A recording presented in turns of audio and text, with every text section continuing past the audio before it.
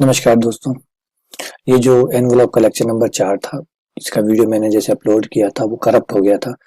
इस वजह से ये वीडियो मुझे दोबारा बनाना पड़ रहा है। तो सब कुछ पहले से ही लिखा हुआ है क्योंकि वीडियो मैं ऑलरेडी बना चुका हूँ इसका, बस वो करप्ट हो गया था। इसलिए अब इसी चीज़ को आपको रिकॉल करवा देता हूँ कि मैंने वीडियो नंबर 4 में, इस लेक्चर नंबर 4 में आपको क्या क्या करवाया था।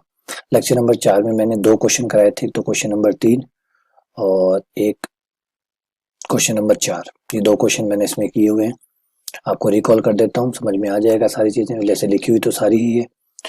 तो ये आपका क्वेश्चन नंबर 3 है। क्वेश्चन नंबर 3 की खासियत ऐसी है कि क्वेश्चन नंबर 3 जो है वो आपके एग्जाम्पल नंबर 2, 3, 4 से मैच भी करेगा, और 3 और 4 से तो बहुत अच्छे तरीके से मैच करेगा। आप एग्जाम्पल नंबर 3 और 4 देखेंगे, उससे काफी मैच करता है ये। वैसे मैंने एग्जाम्पल नंबर 4 जो है वो करवाया हुआ है, एग्जाम्पल नंबर 2 भी करवाया हुआ है।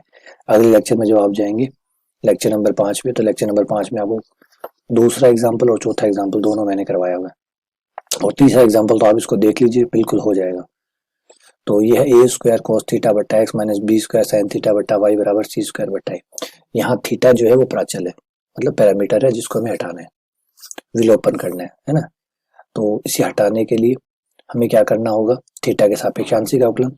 थीटा के सापेक्ष आंशिक अवकलन किया तो ए स्क्वायर एक्स बाहर, कॉस थीटा का minus sine theta, B square Y बाहर, साइन थीटा का कॉस थीटा, क्योंकि ये जो कॉस थीटा रहा, ये देखिए कॉस थीटा का क्या हो गया माइनस साइन थीटा का क्या हो गया कॉस थीटा, और सी स्क्वायर ए का क्या हो गया 0।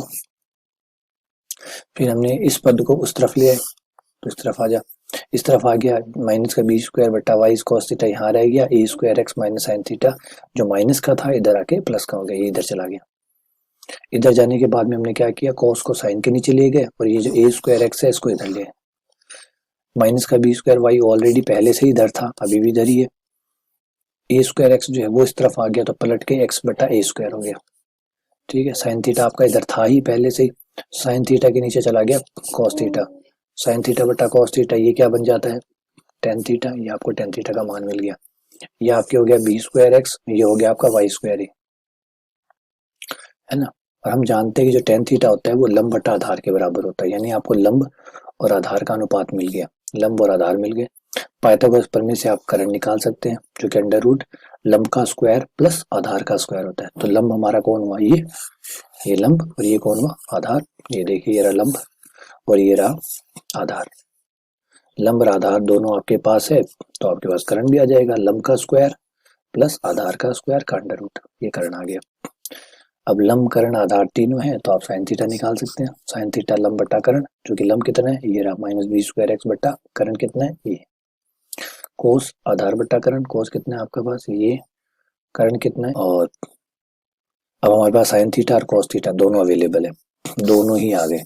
दोनों आ गए तो बस चलते हैं सवाल में वापस।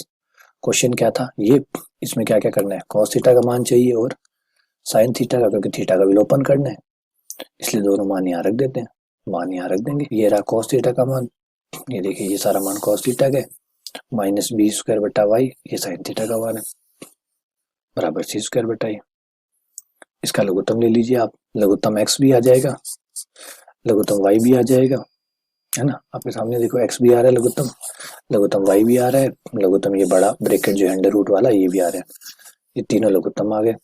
एक्स कट गया, ये कट गया, वाई से गुणा हो गया, ए का ए स्क्वायर ए की power 4 Y square plus minus minus plus, ये देखिए ये वाला माइनस क्या हो गया प्लस, बी की पावर 4 इंटू ये वाई कटेगा एक्स आएगा, एक्स स्क्वायर हो गया, सी स्क्वायर बटा ये हो गया, और ये आपके पास आ ही चुका।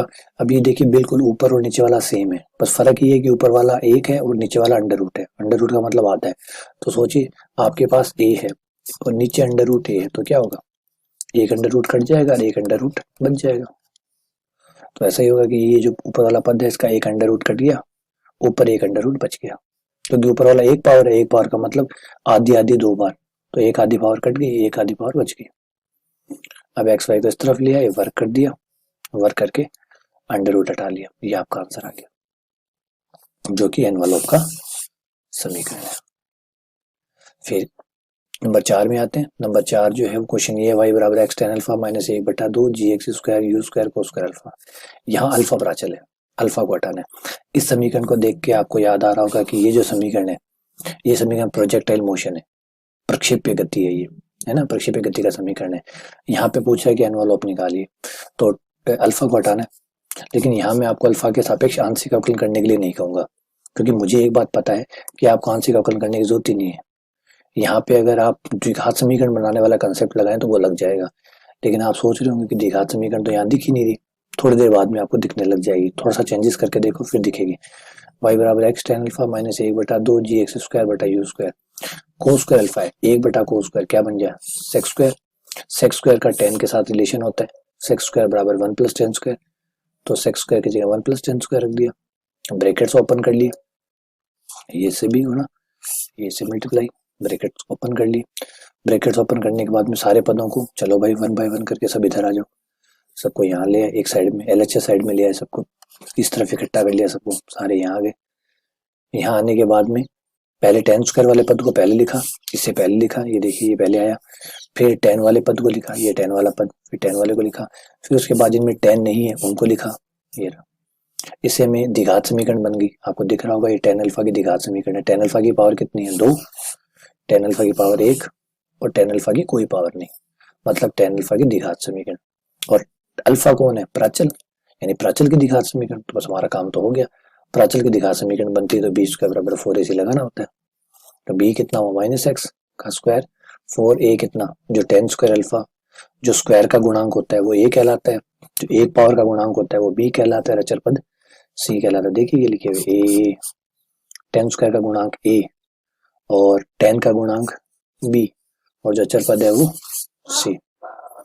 बी स्क्वायर बराबर 4ac में मान रख दिया, ये एक्स स्क्वायर हो गया, ये जी एक्स स्क्वायर बटा यू स्क्वायर हो गया, 4 से 2 कट गया, यहाँ 2 लघुत्तम ले लीजिए, वो 2 भी कट जाएगा।